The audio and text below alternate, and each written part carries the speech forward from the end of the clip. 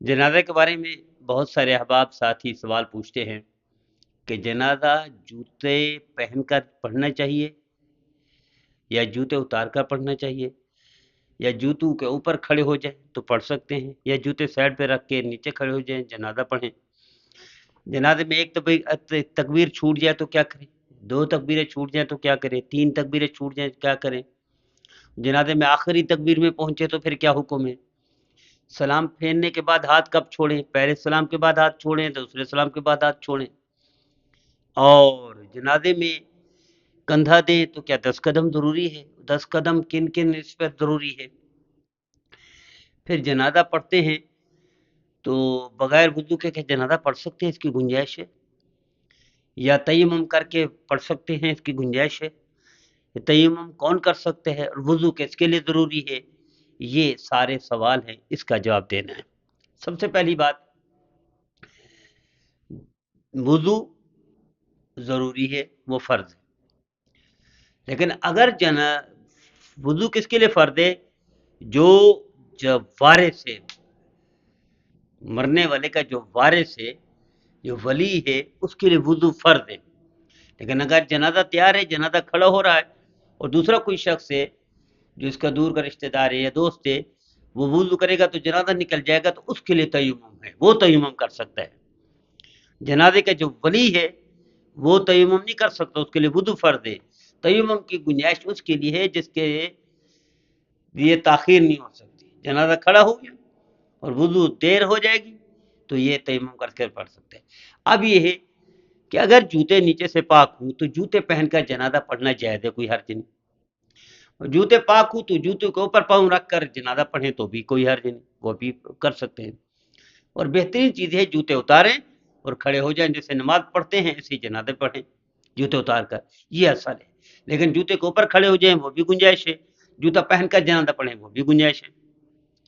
سنت یہ ہے 10 قدم ہر طرف کندھا دینا، 4 طرف ہیں، 10 قدم 10 قدم 10 قدم 10 قدم، لیکن اگر وہ 1-2 قدم کرتا ہے تو وہ بھی جائز ہے، 4 قدم چلتا ہے تو بھی جائز ہے، صرف ایک طرف پکڑتا ہے کندھا دیتا ہے وہ بھی جائز ہے، 2 طرف پکڑتا ہے کندھا وہ بھی جائز ہے، لیکن 10 قدم چاروں طرف پکڑے گا تو یہ سنت ہو جائے گی۔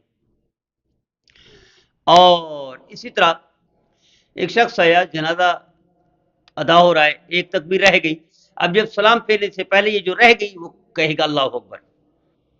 کوئی شخص آیا، 2 تکبیریں ہو گئی تھی، 2 تکبیروں میں شامل ہو گیا، سلام سے پہلے 2 تکبیریں اضافی کہے گا اللہ اکبر اللہ اکبر السلام علیکم ورحمۃ اللہ۔ کوئی شخص ہے 3 تکبیریں ہو گئی تھی، آخری تکبیر میں پہنچا تو سلام پھیرنے سے پہلے اکٹھی کرے گا اللہ اکبر اللہ اکبر اللہ اکبر اللہ اکبر السلام علیکم ورحمۃ اللہ السلام علیکم۔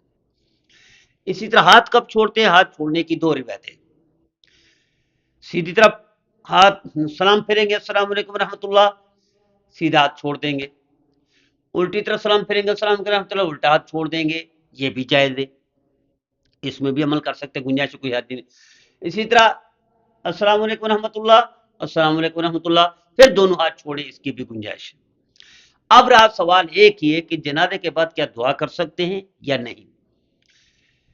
ہم لوگ چونکہ جنازے کے بعد دعا کے قائل نہیں، ہم سمجھتے ہیں جو اصل حکم ہے کہ جنازہ خود دعا ہے، یہ جنازہ پڑھ لے اپنے دعا کر لی، اللہم اغفر للمؤمنین والمؤمنات والمسلمین والمسلمات الاحیاء منهم، یہ پڑھ لے، اللہم اغفر لامت محمد صلی اللہ تعالی وسلم اللہم ارحم امت محمد صلی اللہ علیہ وسلم، یہ پڑھ لے، یا جنازے کی دعا پڑھ لیں، اللہم اغفر لحینا ومیتنا وشاہدنا وغائبنا وصغیرنا وکبیرنا وذاکرنا وانسانا اللہم من آیتم، اے اللہ چھوٹے بڑے زندہ مردہ سب کے لیے توبہ استغفار کرتے ہیں، اس کے لیے یہ بھی شامل ہے جس کا ہم جنازہ پڑھ لیں، کہ سب سے بہترین جو اصل مصداق دعا کا اس کا لحینا ومیتنا وشاہدنا کا، وہ تو وہ یہی ہے جس کا ہم جنازہ پڑھیں، ومیتنا یہ ہے، تو اس کے لیے بھی دعا ہے۔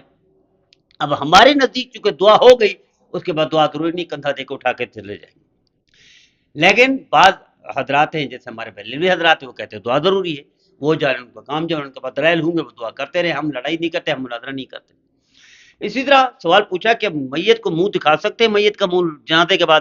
لیکن جنازے کے بعد جتنا جلدی ہو جائے دفن کر دینا چاہیے، جتنا جلدی، لیکن اگر ضروری ہو، کوئی بہت دور سے رشتہ دار آئے ہیں اور کھڑے کھڑے منہ دیکھتے ہیں تو اس میں گنجائش تو ہے، حرام تو نہیں ہے۔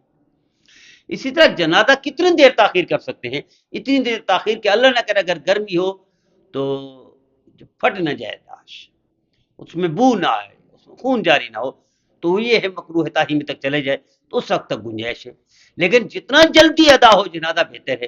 پھر سوال پوچھے کہ جنازے دو ہو سکتے ہیں؟ جنازہ ایک ہی ہونا چاہیے، لیکن دوسرا جنازہ وہ پڑھیں جنہوں نے پہلے جنازہ نہ پڑھا ہو۔ دو ولی تھے، مثلا دو بیٹے تھے، پہلے جنازے میں ایک بیٹے نے پڑھایا، دوسرا بیٹا شامل نہیں تھا، کوئی دور تھا، وہ بعد میں آیا، اس نے دوسری جگہ پر دوسرا جنازہ پڑھ دیا۔ یہ والے جنازہ جنہوں نے پڑھ لیا وہ دوسرے شامل نہ ہوتے، اس کو بھی گنجائش ہے۔ پھر سوال پوچھتے ہیں کہ اس کو کتنے دور منتقل کر سکتے ہیں؟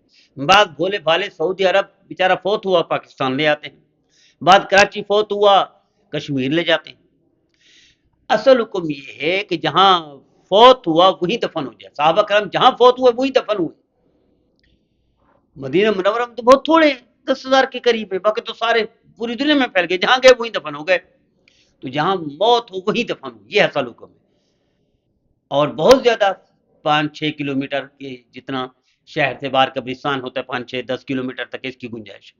تو دوسرے شہروں میں لے جاتے ہیں، دوسرے ملک لے جاتے ہیں، یہ شرعاً اجازت نہیں، اس کی گنجائش نہیں۔ لیکن جو کرتے ہیں خلاف وہ کرتے ہیں اسلام، خلاف شریعت، خلاف سنت کام کرتے ہیں، ان کے لیے دعا کرنی چاہیے۔ تو اسی طرح سوالات اور بھی ہیں، تو آج کی اتنے ہی سوال کافی ہیں۔ اللہ میرے بھائیوں کو، میرے بہنوں کو 100% صاحب عمل صاحب کتاب